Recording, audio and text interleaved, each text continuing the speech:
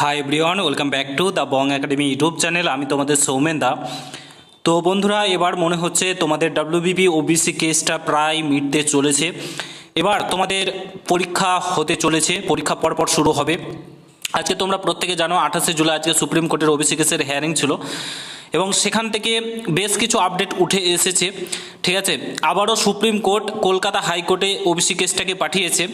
ঠিক আছে, সমস্ত কিছু বলছি আমি, পুরো ভিডিওটা দেখো, জাস্ট পুরো ভিডিওটা দেখো। তোমাদের ওবিসি কেস এবার সত্যি সত্যি মিটতে চলেছে, আর কিছু করার নেই। এবার জাস্ট সময়ের অপেক্ষা, ওবিসি কেসটা মিটে যাবে এবং তোমাদের পরীক্ষাও হবে। পরীক্ষা কবে হবে না হবে সমস্ত কিছু বলছি, জাস্ট পুরো ভিডিওটা দেখো। চ্যানেলে যদি নতুন হও অবশ্যই চ্যানেলটাকে সাবস্ক্রাইব করে পাশে থাকা বেল আইকনটাকে প্রেস করে দেবে।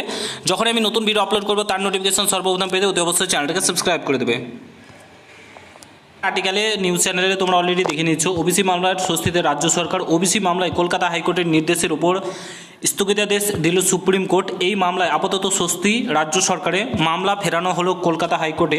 ঠিক আছে, নতুন বেঞ্চ নির্ধারিত করে শুনানির জন্য হাইকোর্টের প্রধান বিচারপতিকে নির্দেশ সর্বোচ্চ আদালতের, অর্থাৎ নতুন বেঞ্চ গঠন করে যে তোমার হাইকোর্টে প্রধান বিচারপতিকে নির্দেশ দিয়েছে এবং এই মামলাটা নিষ্পত্তি করার কথা বলা হচ্ছে। আগামী 6 থেকে 8 সপ্তাহে কলকাতা হাইকোর্টে শেষ করতে হবে শুনানি। ঠিক আছে, আগামী 6 থেকে 8 সপ্তাহের মধ্যে শুনানি শেষ করতে হবে, সুপ্রিম কোর্ট জানিয়েছেন। ঠিক আছে, তো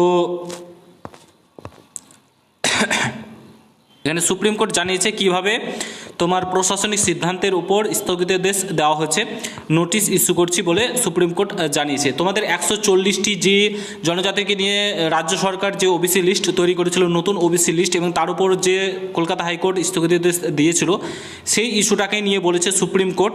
ঠিক আছে, এবং সুপ্রিম কোর্টে এরপরের হিয়ারিং আগামী 5 আগস্ট আই থিঙ্ক রয়েছে, 5 আগস্ট নেক্সট মন্ডেতে রয়েছে আই থিঙ্ক, আমি যতদূর শুনলাম নেক্সট হিয়ারিং। সেই দিনকে কিছু একটা নিষ্পত্তি হতে পারে। ঠিক আছে, কিছু একটা আসতে পারে। আর তোমাদের যে 6 থেকে 8 সপ্তাহের মধ্যে আপাতত যে এসএলপিটা রাজ্য সরকার করেছিল, সুপ্রিম কোর্টে গেছিলো, 6 থেকে 8 সপ্তাহের মধ্যে তোমার কলকাতা হাইকোর্টে এটা নিষ্পত্তি করতে বলা হচ্ছে। তো এটা যদি নিষ্পত্তি হয়ে যায় ধরো, তাহলে মোটামুটি কেসটা প্রায় মিটেই গেল, কারণ তোমাদের নতুন ওবিসি লিস্ট অনুযায়ী কিন্তু নিয়োগ প্রক্রিয়া চালাবে এবং সমস্ত ভর্তির প্রক্রিয়া যেগুলো আটকে ছিল সেগুলো কিন্তু করবে।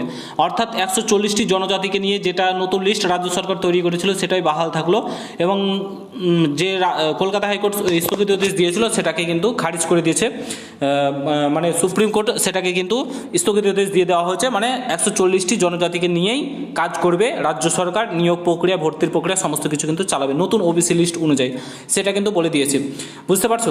তো তোমাদের মূল যে কথা সেটা হচ্ছে এবার তোমাদের সময়ের অপেক্ষা। তোমাদের ওবিসি কেসটা 6 থেকে মানে 1 মাস ধরে নাও, 1 থেকে 2 মাসের মধ্যে তোমাদের পুজোর আগে ওবিসি কেসটার সমস্যার সমাধান হয়ে যাবে। পুজোর পরে পরীক্ষা হবে।